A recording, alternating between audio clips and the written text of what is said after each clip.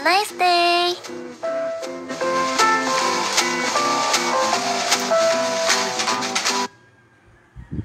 Praise the Lord. Magandang umaga po mga kapatid. Tayo po ay nag-aaral ulit ng salita ng Diyos ngayong umaga. At ang pagbati ay para sa inyong lahat. Magandang umaga po sa lahat ng makakapanood at nakikinig sa umagang ito. Tayo po ay narito sa District 8, dito po sa Buhangin Church. At nayaya ko po na tayong lahat ay maging bahagi ng pag-aaral ng salita ng Diyos. At ang Diyos ay tunay na napakabuti at ang lahat po ay binabati ko ng isang maligayang Kapaskuhan na sana ay nasa maganda tayong kalagayan. At ito po yung ipinagdiriwang ng napakaraming tao ngayon, ang pagsilang ng ating Panginoong Hesus bilang siya po ay tagapagligtas.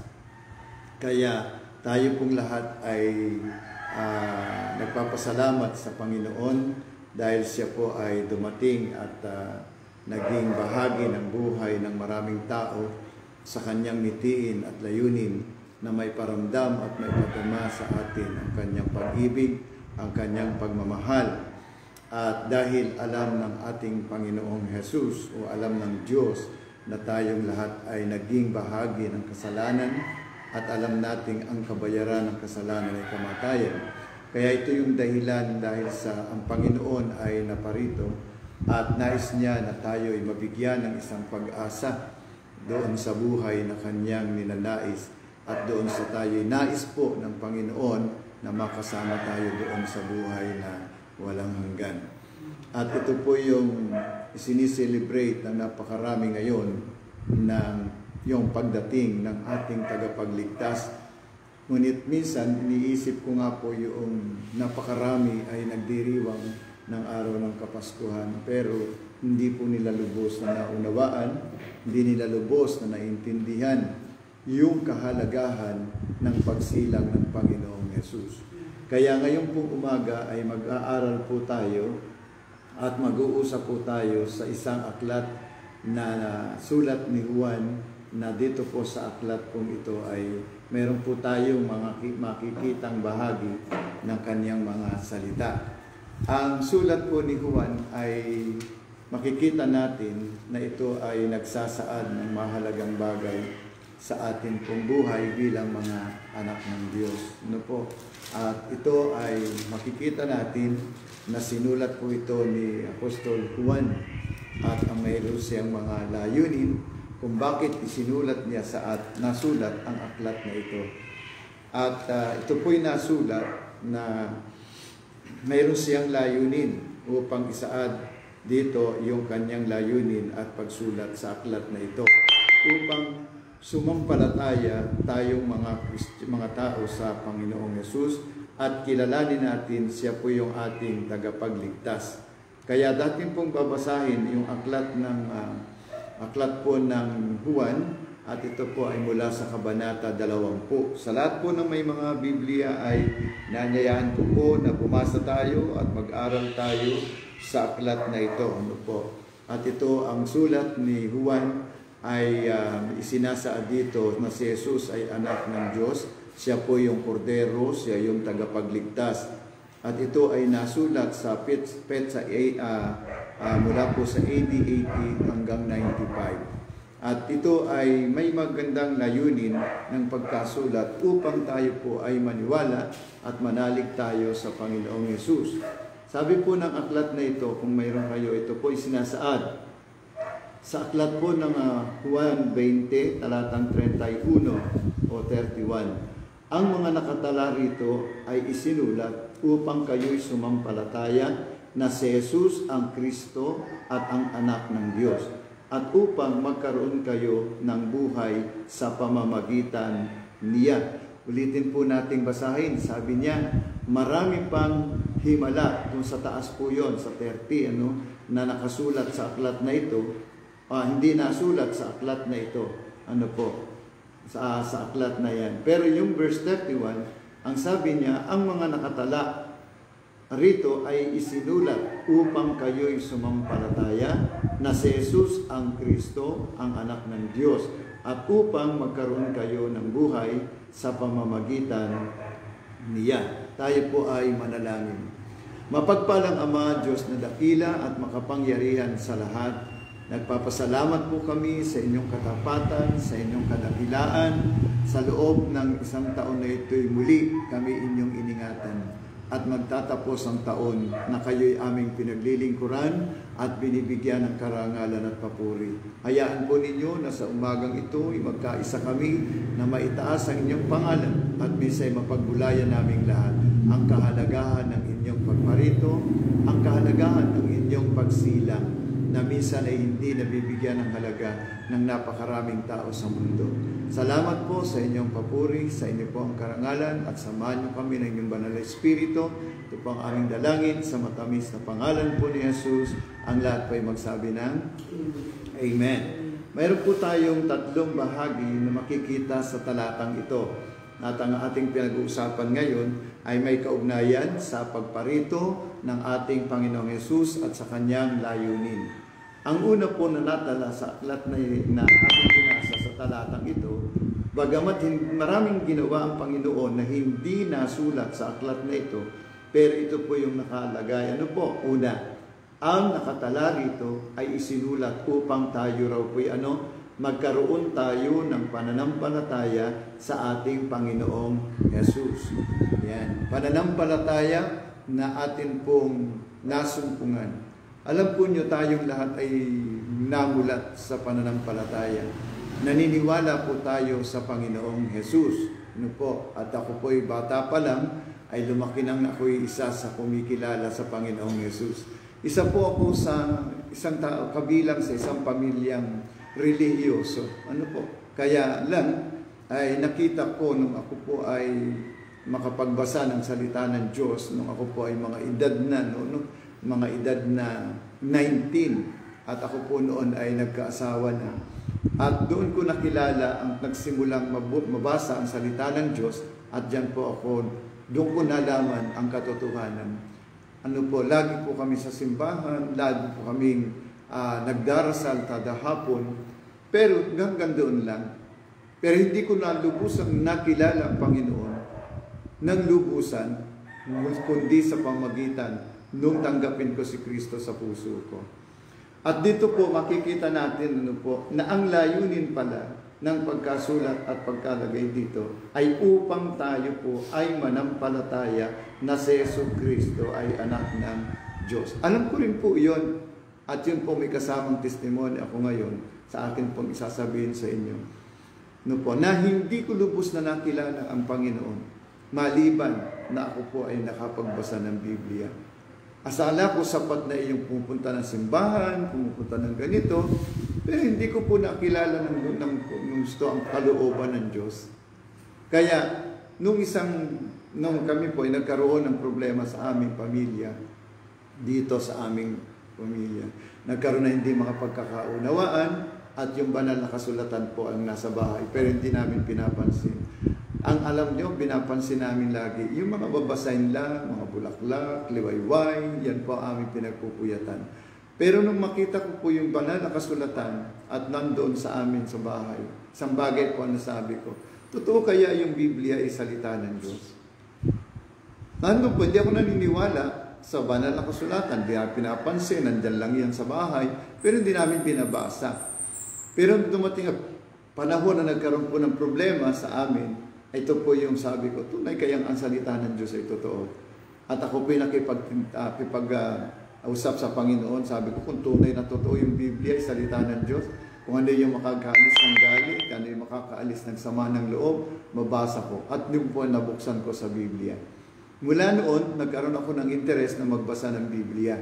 At sa pagbabasa ng banal na kasulatan, hindi pala sapat yung mayroong kang Kristong sinasabi. Ang napakahalaga pala, yung alam mo kung ano yung layunin, ano yung nais ng Diyos. kung bakit siya naparito sa mundo. Isinilang siya para tayo raw po ay maniwala, manampalataya na si Jesus ay tunay na anak ng Diyos. At hindi po yun basta ganun lang. Napakahalaga pala na maunawaan natin at maintindihan yung layunin ng Diyos sa atin, na kaya siya isinilang sa mundo, kaya siya isinilang at naparito sa mundo, na siyang ipinagdiriwang ng napakaraming tao ngayon, ay kailangan palang maunawaan natin at maunawaan yung pagdating ni Kristo dito at ano yung layunin niya. Ano nga po ba yung layunin ng pagparito ng Panginoong Hesus? Di po ba nakita natin siya isinilang upang ano? Upang tubusin ang mga tao sa kasalanan. Kaya dahil po doon, naintindihan ko, ay ako po'y namumuhay noong panahon yun, pero ang buhay ko'y magulo. Andyan po yung bisyo, ano po, pag sumama ang loob ko, kukuha ako ng iinumin, kung ano yung iinumin. Pangalawa, pag ako po ay sumama ang loob, umaalis ako ng aming bahay. Yan. Pag pangatlo, pag ako po ay masama ang loob, talaga ako binabati ko, kahit nanay ko nga, hindi ko binabati yun eh. Naitestimony ko nga minsan, pati ang nanay ko nang ako'y sugsugin sa sugalan. Naipanalangin ko kung mamatay na eh, para walang magalit. Pero ako po'y Kristiyano. Lagi ako pumupunta ng simbahan, ako po ay nagdarasal, tuwing alas 6 ay hapon, nasama-sama kami. Pero hindi ko naintindihan yung tunay na pagparito ng Panginoong Hesus, na kaya pala siya naparito po sa atin sa mundo para tayo manampalataya at maniwala sa Kanya na yung kordero ng Diyos ay naparito upang ang layunin ay palayain tayo at tubusin tayo sa lahat ng ating mga kasalanan. No po? Pero hindi ko naintindihan yun eh. Alam ko lang ganun, pero hindi ko alam kung ano talaga yung pangyayari. So nang ako pinagbasa ng Biblia, diyan ko nakita ang kahalagahan nito. Kaya mula 1972, nang ako po ay maging Kristiyano, doon ko na bigyan ng pansin at lubusan ang Biblia pala'y mahalaga na ating pagtuunan ng pansin at pagpahalagahan. Alam niyo, ang maraming tao sa panahon natin ngayon, ang Biblia po, hindi po binibigyan ng pansin na talaga. Marami po akong napupunta ang mga bahay na may Biblia pero hindi binabasa. Kaya sabi ko ay, yun nga sabi ko yung cellphone, kapakamahal-mahal ng cellphone, pagka sila po ay nabibili. Ang Biblia, mura na lang ang Biblia, hindi pa mabili. O kuminsan ipinamimigay mo na ayaw pang tanggapin yung Biblia. Hindi pinapansin. Pero yung cellphone, araw-gabi, dala-dala, hindi na iiwan kung gabi kasama sa pagtulog, kasiping sa higaan. Pero ang Biblia, nandyan lang sa istante. Pero hindi nila naintindihan yung halaga.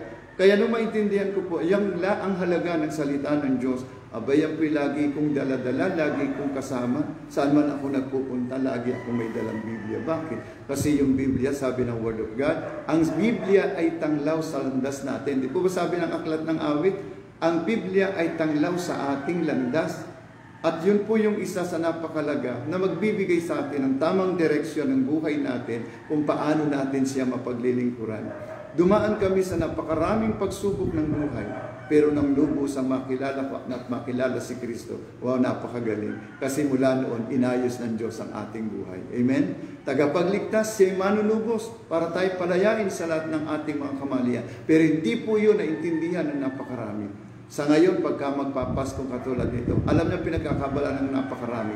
Masarap na pagkain, celebration, kung saan-saan. Ay ngayon, pandemic, hindi magawa yung gusto eh. Nagugaya yun dati. Yun po yun. Pero para malungkot sa buhay ng marami, pag wala yun eh.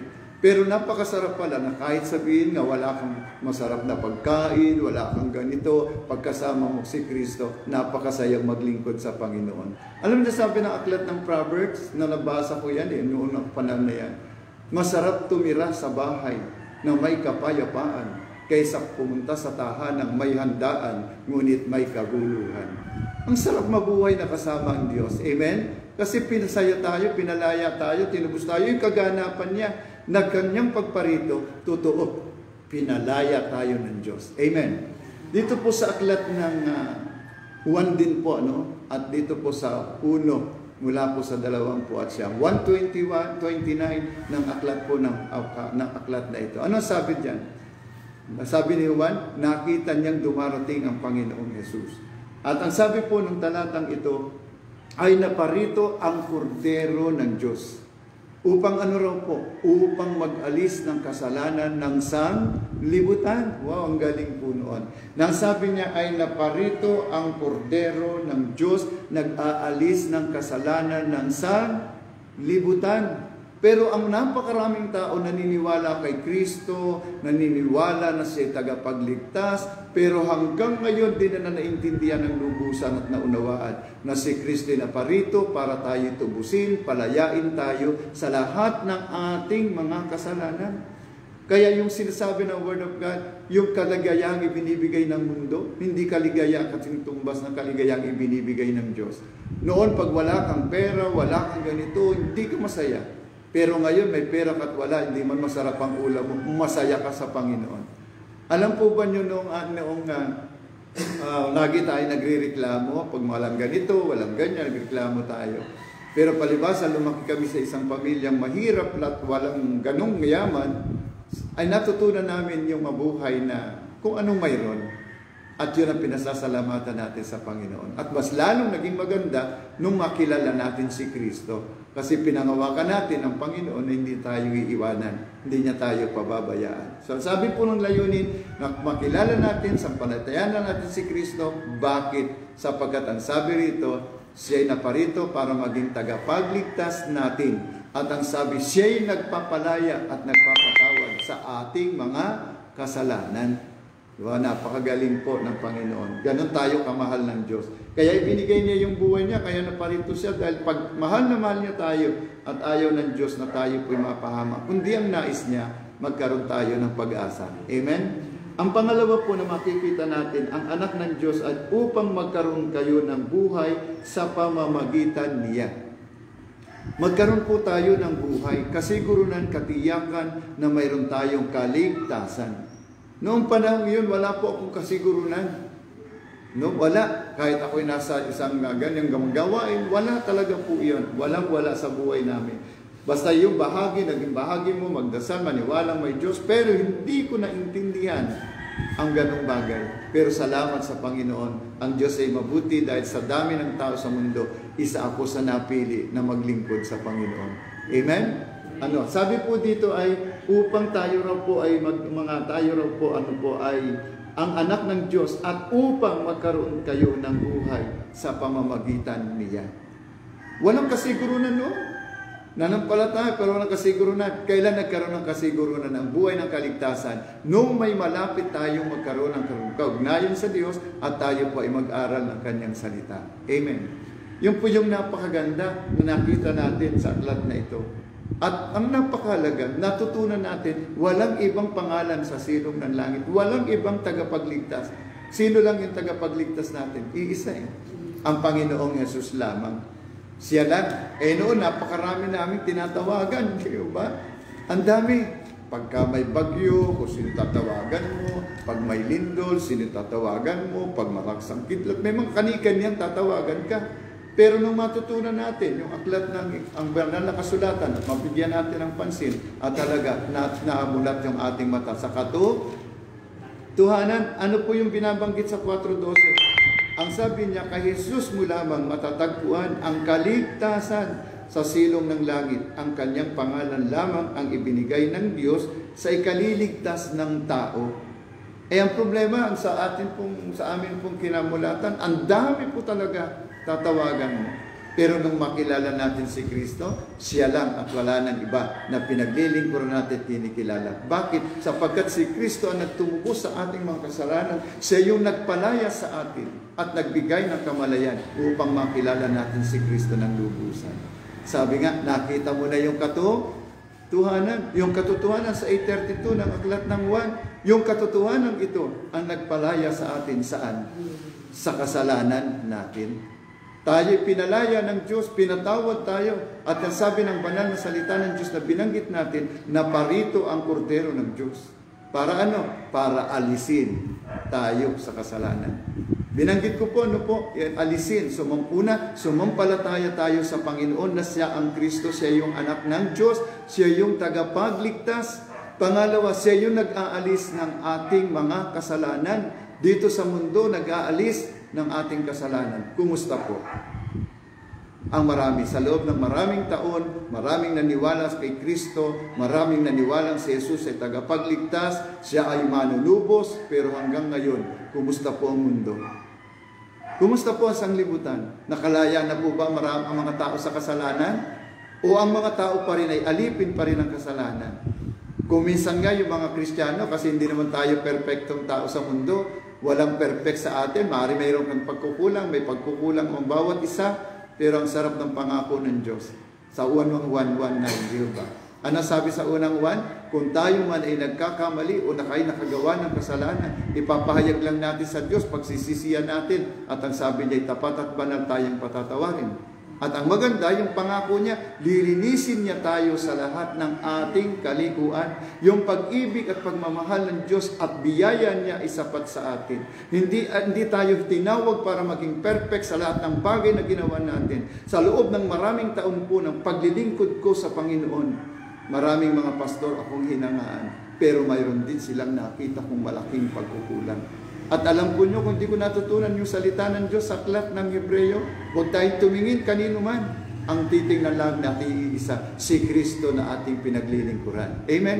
At doon tayo magtatagumpay. Pero kung titingnan natin yung mga kakulangan, yung mga kapintasan ng ating mga tao sa kapaligiran natin, aatras tayo at uurong sa paglilingkod. Pero ang natutunan kong isang salita ng Diyos sa Biblia, ano sa atin, Pablo? Ano ang magpapahiwalay sa atin sa pag-ibig ni Kristo? Kaya kahit ano yung nakita natin, ano man yung pagkukulang ng iba, hindi iyon ang pinaka-importante. Ang importante, nakita natin, nakilala natin si Kristo na siyang tumubos at nagpalaya ng ating mga kasalanan at nagbigay ng direksyon ng buhay natin. Kasi pinalaya tayo, tinubos tayo, siya'y naparito at namatay doon sa krus para sa iyo at para sa akin. Kapatid, ito yung napakaganda. Ang salayunin, tubusin tayo. Amen? Pangalawa, patawarin tayo at linisin tayo sa lahat ng ating mga kasalanan. At ang pangatlo na napakaganda, binigyan tayo na parito siya para tayo bigyan ng pag-asa, para tayo bigyan ng buhay na walang hanggan. At yun ang ating pangahawakan, yung buhay na ipinangako ni Kristo sa atin, yung buhay na kanyang inihandog para sa atin. Ang diwa ng Pasko, kalimitan taon-taon, naririnig yan ng napakarami, pero hindi nila lubos na naintindihan. Kaya nga sa lahat po ng nanonood ngayon, ako may testimony sa buhay ko, na hindi ko lubos na nakilala ang Panginoon. Nabuhay ako na akala ko'y okay na. Kaya kahit magulang ko, hindi ko naintindihan yung igalang mo ang iyong ama't ina. Basta kalimitan yung gusto mo.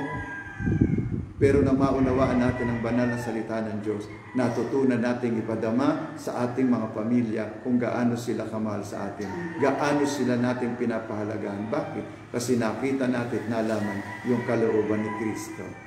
Amen? Ngayon, ito po yung nais kong ibigay sa atin ngayon. Ano po? Na siya po ay nagbibigay sa atin ng pag-asa, nagbigay ng buhay. At yung buhay na yun, huwag nating sayangin mula makilala natin ang Panginoon. Bakit? Kasi binigyan na tayo ng direksyon ng buhay. Masdan po niya ang mundo, mga kapatid. Kumusta po? Yun nasa aklat po ng Pedro na darating ang huling panahon na ang mundo magiging masama, maging ganito. Yung po yung nakikita natin. Really, ang bansa po natin, nasa tingin ko, napakarami. Kasi noong mga 1978, meron po akong grupong sinubaybayan. Ang dami po nila, ang daing miyembro nila. Mandami po nilang miyembro. Sinubaybayan ko po yun. At nung ako'y sumusubaybay, kaunti pa lang ang reliyon noon eh. Hindi ro ngayon, napakarami na sa mundo. Di ba? Napakarami na. Pag titingnan natin sa National Statistics Office, ang naka-registered ng mga reliyon ngayon, napakarami. At gayon din po naman, napakarami pang hindi nakarehistro.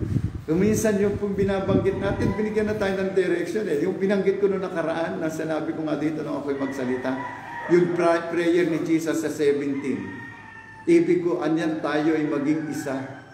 At sabi niya, kung paano tayo iisa, ibig kong sila'y maging gaya natin iisa.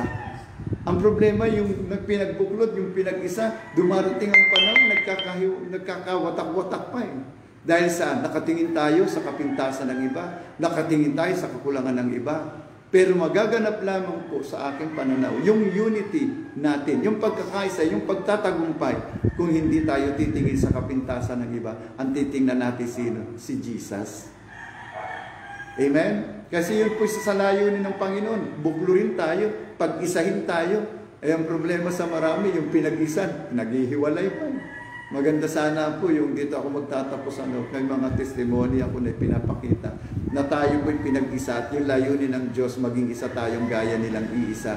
At kapag tayo mananatiling magkakaisa kasama ng banal na Espiritu at pagsama niya, magtatagumpay yung gawain ng Diyos. Alam niya, sabi ng sabi ron sa Romans 17, habang binabasa ko po yun, marami po dyan na nagkakaroon ng problema. Yung problema doon, makikita ninyo, anong dahilan? Kasi may kani-kanya silang layunin, may kani-kanya silang gusto. At kapag hindi nagusunod ang gusto, yun ang problema. Yun po ang problema. Alam niyo, nung ako po ay nakadalo na isang seminar, dito po ako magtatapos sa bahaging ito. At din po'y natuklasan ko, napakarami pong nakasama ko, napakarami kong nakahalubilo mga pastor sa iba't ibang lugar. Hindi ko po sinisiraan ng iba. Kundi nais ko lang pong i-testimony sa inyo yung nakita ko. Na kailanman hindi ko inisip na ito'y mangyayari sa atin sa Door of Faith. Kasi nagsimula ako 1972. Ang aking pinampalatayanan, isa lang ang Diyos. At ang pinaniwalaan ko'y ang Panginoon ay tumawag at binuklod tayo. Pero nung magkaroon po ng problema tayo sa Door of Faith, nalungkot po ako ng malaki.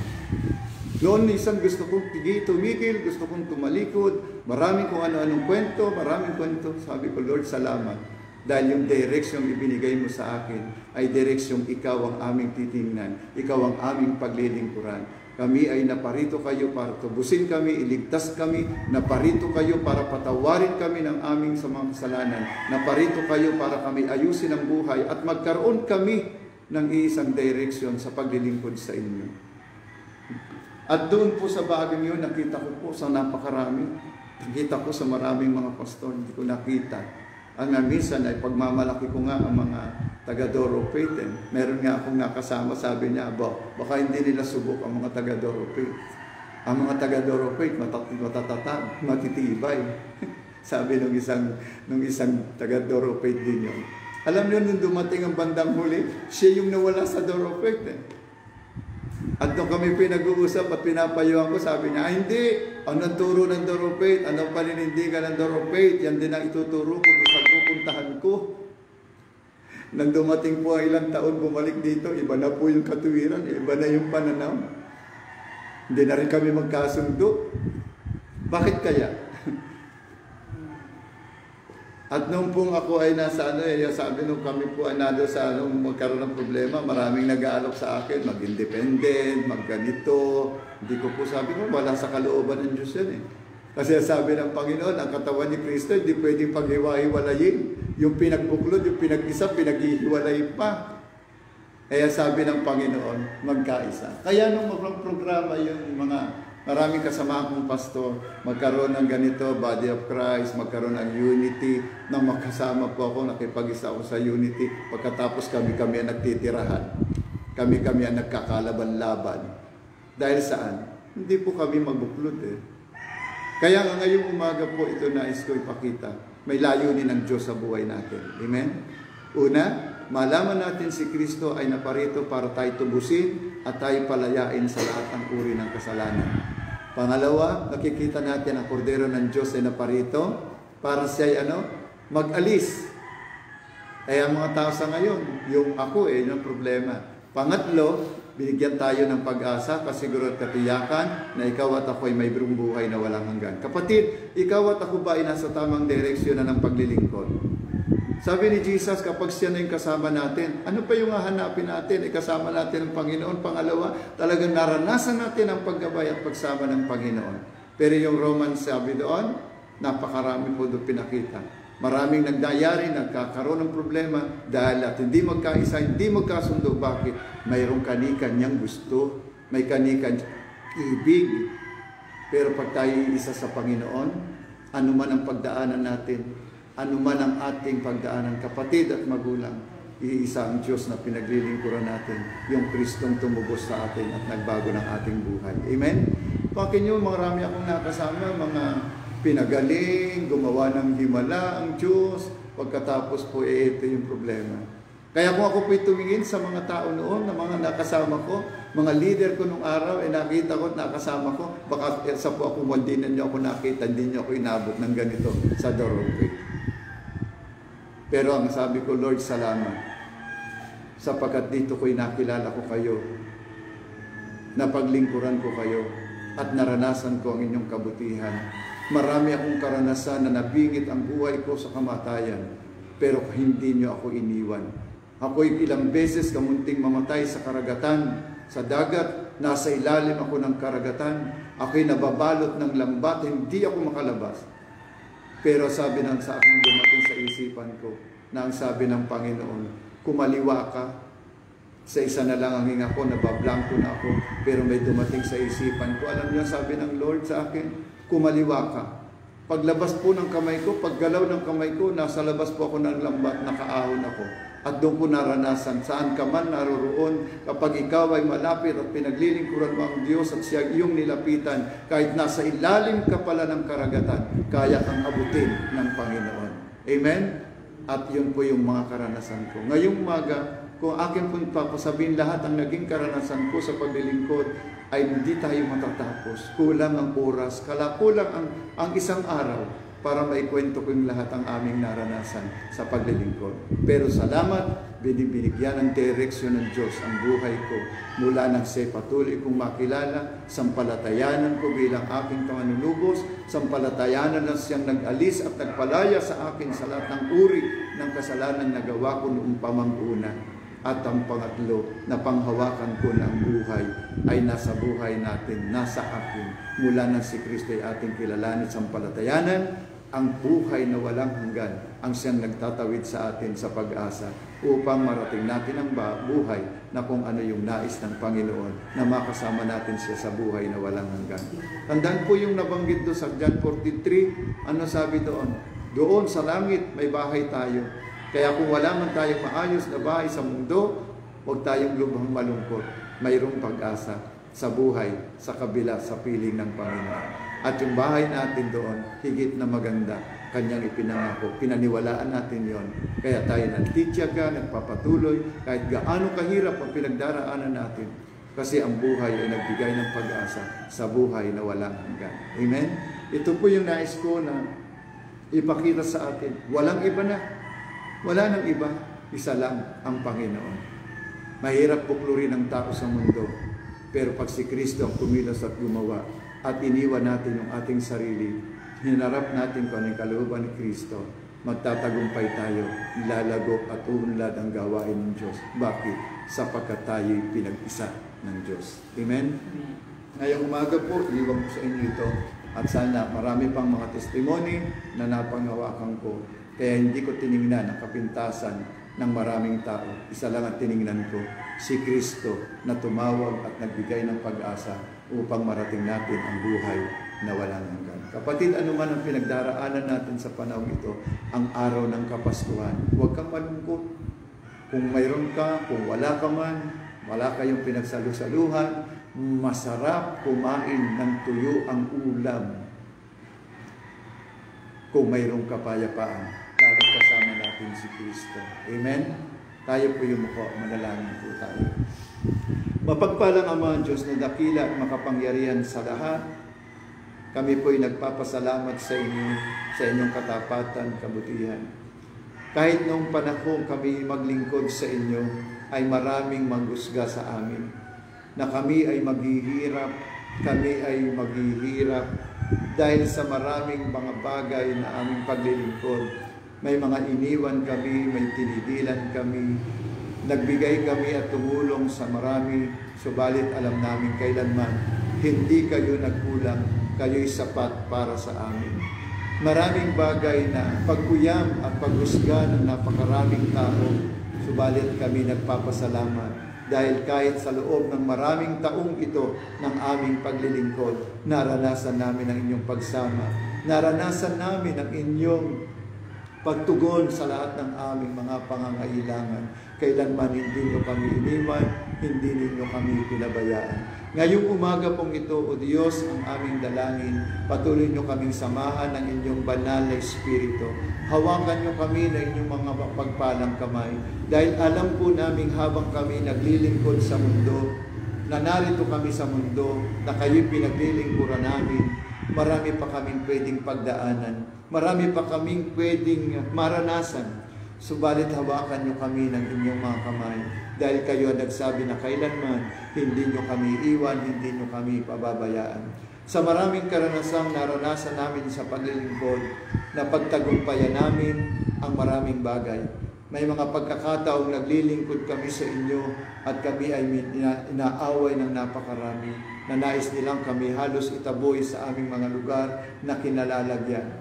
Napagtiisan namin ang paghamak at pag-uyam at galit ng marami, hindi dahil sa sarili namin, kundi dahil sa inyo na siyang umibig at nagmahal sa amin. Kayo ang nagbigay ng kalakasan, kayo ang nagbigay ng tagumpay para sa amin. Salamat po, Panginoon, dahil alam namin at naranasan namin kayo ang siyang nag-ingat sa bawat isa sa amin. Amin pong pinangahawakan ang halaga ng inyong pagparito sa amin, na kayo isinilang at iniwan niyo ang langit upang kami magkaroon ng pag-asa, magkaroon kami ng katubusan sa lahat ng aming mga kasalanan, at kami makalaya sa lahat ng ito, at mabigyan kami ng pag-asa sa buhay na darating. Lord, saan mang panig ng aming bansa o mundo, na alam po namin na ipinapangaral sa napakaraming simbahan na naparito ang kordero ng Diyos na nag-aalis ng kasalanan ng sanglibutan, na kung aming titingnan at mamasdan hanggang ngayon ang aming bansa at ang aming mundo ay patuloy ang paglaganap ng katampalasanan, patuloy ang paglaganap ng kasamaan. Bagamat ang aming bansa ay napakaraming reliyon sa aming bansa, ang aming bansa ay halos napakarami na, nubalit hanggang ngayon, andun pa rin yung problema. Bakit? Sapagkat kahit na yung sa dami ng reliyon, ang mga reliyon, di pa rin magkaisa, hindi pa rin mabuklod. At kung minsan yung iisa ng reliyon, iisang grupo ng pananampalataya, nagkakaroon pa rin ng hindi pagkakaintindihan, sapagkat ang mga tao binubuo, ang iglesia ay binubuo ng iba't ibang uri ng tao. Subalit alam namin kayo'y naparito para buklurin kami at pag-isahin. Hayaan po nyo kaming magpanalanginan. Hayaan po nyo kaming magpatawaran tulad ng diwa ng Kapaskuhan, na kayo'y naparito para kami bigyan ng kapatawaran sa lahat ng aming pagkukulang. Hayaan po ninyo na kung mayroong kapatid na nagkulang at nagkakamali sa amin, ay patuloy naming mailapit at maidulog sa inyong harapan, dahil alam namin na ang bawat isa ay may kailangan. Kayo ang katuparan ng lahat ng bahagi ng aming buhay. Salamat po, Panginoon, sa umagang ito. Pagpalain niyo ang bawat Kristiyano, bawat mananampalataya, bawat lingkod ninyo, at mula sa aming mga leader ng aming organisasyon, O Lord, tulungan po ninyo kaming lahat. Samahan niyo kami, O Diyos, na maitaas namin ay kayo at hindi ang aming sarili. Dahil alam po namin, kayo lamang ang Diyos na nagbigay sa amin ng buhay, nagbigay ng tunay na pag-asa ng kaligtasan.